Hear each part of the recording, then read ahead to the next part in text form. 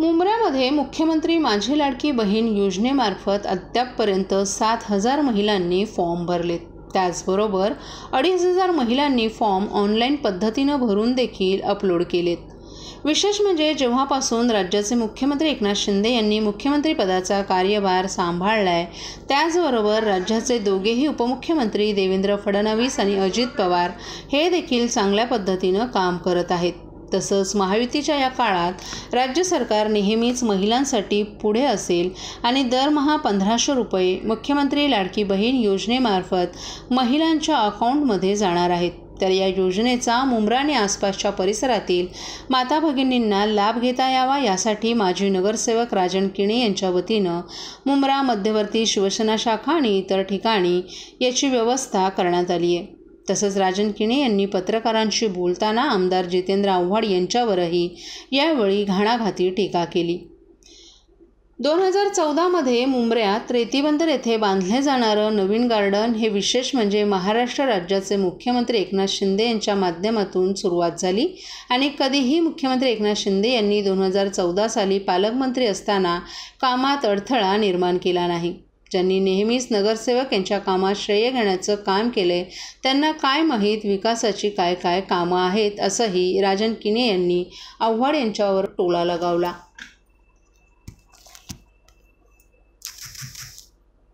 आम्ही म्हणजे पहिला आमच्या महिला भगिनींना आल्यानंतर त्यांना आम्ही त्यांची नोंद घेतो, त्यांना वेळ देतो आणि त्या वेळेनुसार म्हणजे कोणाला वेटिंग करावं न लागावं म्हणून त्या वेळेला बोलवतो. त्या वेळेला बोलून आम्ही त्यांची कागदांची तपासणी करतो. कागदांची तपासणी झाल्यानंतर जर त्याच्यात काही कमी असेल तर ती त्यांना पूर्ण करण्यास सांगतो आणि त्याच्यानंतर मग त्यांना फॉर्म भरण्यासाठी इकडं पुढचे जे 3 टेबल आहेत ते फॉर्म भरण्यासाठी केलेलं आहे. म्हणजे महाराष्ट्राचे आदरणीय मुख्यमंत्री एकनाथ शिंदे साहेब यांच्या कारकिर्दीमध्ये जेव्हापासून मुख्यमंत्री झाले तेव्हापासून त्यांनी अनेक योजना या महाराष्ट्राच्या जनतेला शेवटच्या घटकापर्यंत पोहोचवण्यासाठी त्यांनी नुसत्या योजना आणल्या नाहीत तर त्या शेवटच्या घटकापर्यंत त्या योजनाचा जो लाभार्थी आहे त्या योजनांच्या लाभार्थ्यापर्यंत पोहोचवण्याचं काम माननीय एकनाथ शिंदे साहेब यांच्या संपूर्ण टीमने केलेलं आहे. म्हणजे तुम्हाला सांगतो की आता महिलांसाठी आपण पाहिलं तर आता ही मुख्यमंत्री माझी लाडकी बहीण योजना, परत त्याआधी ST मध्ये महिलांना 50% सवलत होती, ज्येष्ठांसाठी वयोश्री योजना होती. आता परत एक त्यांनी म्हणजे मुलींसाठी शिक्षणाच्या संदर्भात म्हणजे महिलांच्या बाबतीत खूप महाराष्ट्र सरकारने या बजेटमध्ये दिलेलं आहे.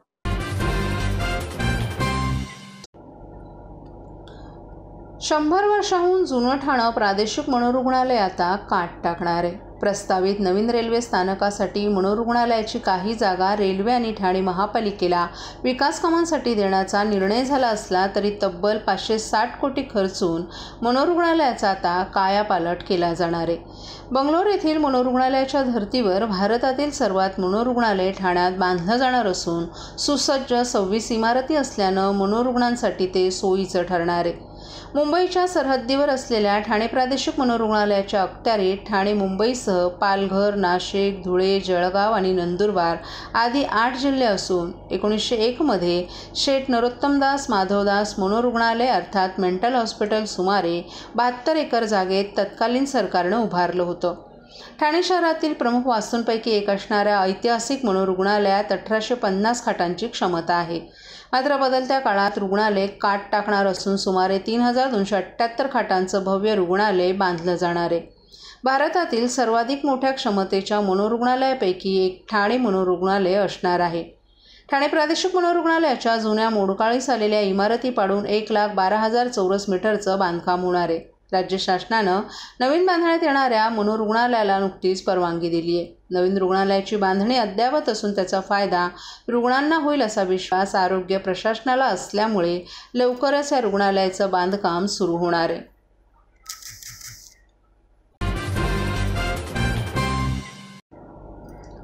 भाजीपाला हा रोजच्या जेवणातील महत्त्वाचा घटक आहे. पावसाळ्यात भाज्या स्वस्त होतात, मात्र यंदा अतिवृष्टीचा परिणाम हा शेतकरी पिकांवर झालाय. परिणामी भाजीपाल्यांची आवक घटली आहे. आवक घटल्यानं भावांमध्ये 10% वाढ झाली आहे. त्यामुळे सामान्य नागरिकांचं महिनाभराचं आर्थिक बजेट कोलमडले.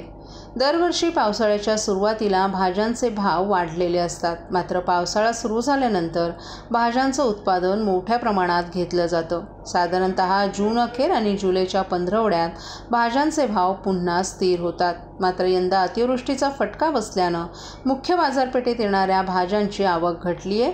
परिणामी भाववाढ झाली आहे. या भाववाढीमुळे घरातील गृहिणींच्या खर्चातही वाढ झाली आहे.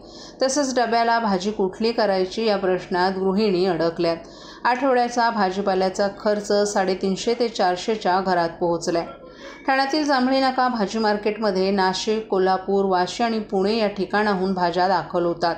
अतिवृष्टीत भाज्यांचं उत्पादन घटल्यानं किमान महिनाभर भाव वधारलेलेच राहतील असा अंदाज ठाण्यातील मुख्य बाजारातील घाऊक भाजी विक्रेत्यांनी व्यक्त केलाय.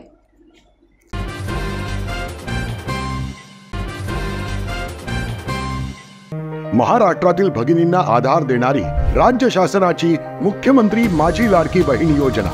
या योजनेअंतर्गत अल्प उत्पन्न गटातील 21 ते 65 वयोगटाच्या भगिनींना मिळणार दरमहा 1500 रुपयाची मदत. अर्ज करण्यासाठी 31 ऑगस्ट 2024 पर्यंत मुदतवाढ. कुटुंबाचं वार्षिक उत्पन्न 2.5 लाख रुपयांपेक्षा कमी असलेल्या महिला पात्र. कुटुंबाकडे पिवळं किंवा केशरी रेशन कार्ड असल्यास उत्पन्नाचा दाखला आवश्यक नाही. पांढरं रेशन कार्ड असेल किंवा रेशन कार्ड नसेल तर कुटुंबाचं वार्षिक उत्पन्न 2.5 लाखांपेक्षा कमी असल्याचा दाखला आवश्यक. योजनेसाठीचा ऑनलाईन अर्ज नारी शक्ती दूत ॲपवरून किंवा पोर्टलवर भरता येईल.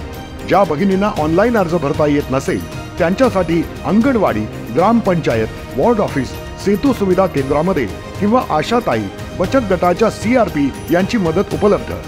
आता आपल्याला अभिमानानं म्हणता येईल, सुखी आणि सुरक्षित आहे माझी लाडकी बहीण.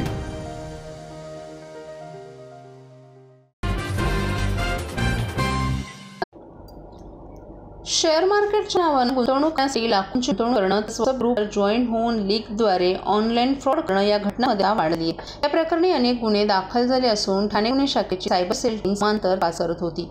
या प्रकरणांनी तांत्रिक यंत्रणांचा वापर करून पोलिसांच्या या पथकानं तिघांना बेड्या ठोकल्यात. आफताब ढेबर, मनीषकुमार देशमुख आणि हाफिज उर्फ भाईजान अशी या तिघांची नावं आहेत.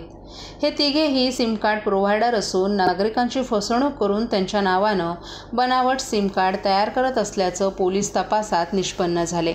हे तिघेही या सिम कार्डचा ऑनलाईन फ्रॉड करणाऱ्या टोळीला पुरवठा करत असल्याचं उघड झाले.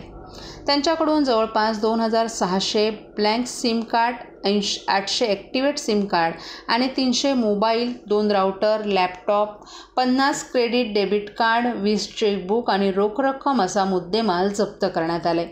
या तिघांनी हे सिम कार्ड देशातील विविध राज्यातील भामट्यांना पुरवले असून दुबई, चेन्नई, कंबोडिया, चायना यांच्यासारख्या देशांमध्ये देखील विक्री केल्याचं समोर आले. त्यामुळे ही आंतरराष्ट्रीय टोळी असून यामागे मोठं रॅकेट असल्याचा अंदाज पोलिसांनी वर्तवलाय. त्यांनी याआधी किती भामट्यांना सिम कार्डची विक्री केली आणि किती जणांची फसवणूक केली आहे याचा तपास सायबर सेलचं पथक करत असल्याची माहिती DCP पराग मनेरे यांनी दिली आहे. त्याच पद्धतीने भारताबरोबर दुबई, कंबोडिया आणि चायना या ठिकाणी देखील हे जे आहेत ते सिम कार्ड पाठवत होते. कंबोडियामध्ये मध्यंतरी आपल्याला माहिती असेल अशा पद्धतीने काही जे भारतीय नागरिक जे आहेत त्यांना तिकडे डांबून ठेवून त्यांच्याकडून सायबर फ्रॉड्स कडून घेतले जातात. असे प्रकार जो आहे हा निदर्शनास आलेला आहे.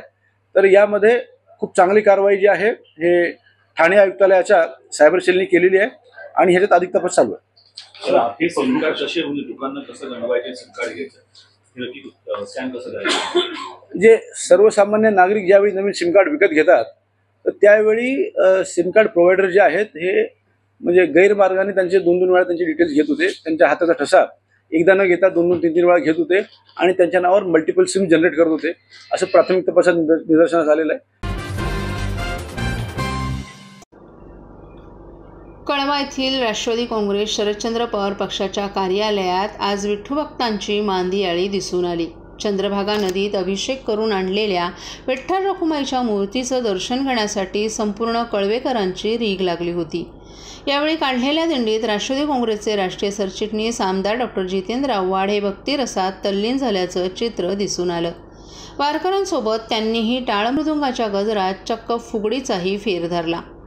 आषाढी एकादशीनिमित्त पंढरपुरात जाऊन विठुरायाचं दर्शन घेण्याची अनेकांची इच्छा असते. मात्र सर्वांनाच सहभागी होणं शक्य नसतं. ही अडचण ओळखून डॉक्टर जितेंद्र आव्हाड यांनी रखुमाईची मूर्ती पंढरपूरच्या चंद्रभागा नदीत अभिषेक करून कावेरी येथील पक्ष कार्यालयाच्या आवारात विधिवत स्थापन केली. या मूर्तीसमोर नतमस्तक होण्यासाठी कळवा, विटावा, खारेगाव, पारसिकनगर, कळवा पूर्वेल विठ्ठल भक्तांनी गर्दी केली. पंढरपुरातील विठ्ठल मंदिराप्रमाणेच येथेही मांगल्य आणि पावित्र्याचं वातावरण निर्माण झालं होतं. या ठिकाणी आमदार डॉक्टर जितेंद्र आव्हाड हे देखील विठुरायाच्या चरणी लीन झाले. यावेळी विठ्ठल भक्तांनी काढलेल्या दिंडीत डॉक्टर आव्हाड हे तल्लीन होऊन सहभागी झाले. वारकऱ्यांसोबत त्यांनी देखील टाळ वाजवत विठुरायाच्या गाण्यावर ठेका धरला, तसंच फुगड्यांचाही फेर धरला.